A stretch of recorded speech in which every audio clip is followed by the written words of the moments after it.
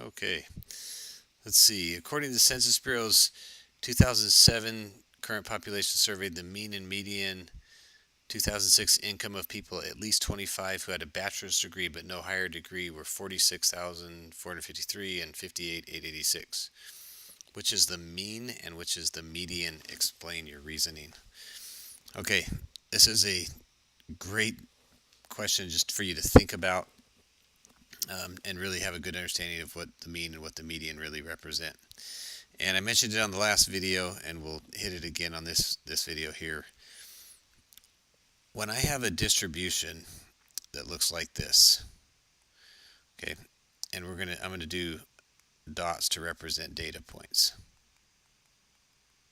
Let's see if this makes sense. And it's gonna look pretty symmetric. Okay, so it'll look like that, say, okay?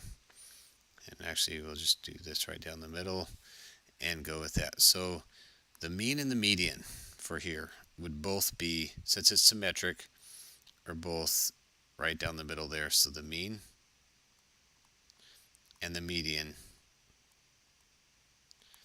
are there. So I've got 50% of the data above, 50% below, and if I calculated the average would be right in the middle of the data, because you got the same, the data is the same below as it is above. I've got the same amount of data that's 1 unit below and 1 unit above, below and above, and so forth. It's spread out exactly the same. It's symmetric on both sides is really what I'm trying to say. Okay, so now what happens to the mean and the median if I do the following? Okay, let's see if hopefully you can see what I'm doing here.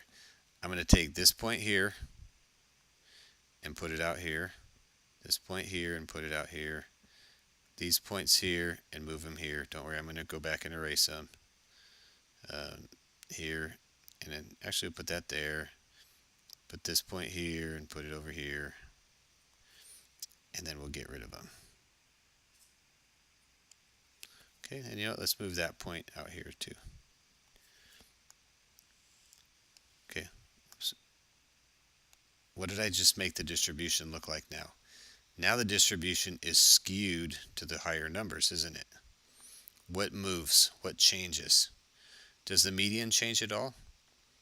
And the answer is no, because I have the same number of data below as I do above. I didn't change that when I moved these blue data points. I didn't change any from one side to the other. The median still stays the same. But when I calculate the average and I add them all up, the mean is going to move slightly over to the right. Okay, kind of like when you get higher test scores or grades on your tests. You want to get higher grades because your average grade goes up, right? So the mean would be slightly higher. In other words, the mean is affected by skew, and the mean is affected by outliers. So if I had data that was way up here real high, man, that's going to make the mean shoot way up to the right significantly. Okay, so which one is going to be the mean? Which one's going to be the median? This one right here, the 58,000, would be the mean, because I'm going to have some people with bachelors make a lot of money. Okay, they're going to have data. Let me get a different color even up here. Let's do black. They're going to have data that's way up here, or some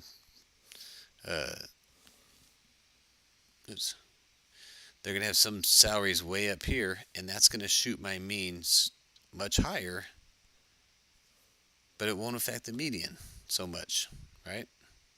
Does that make sense? See how high data affects the mean but not the median? Okay, so there we have it.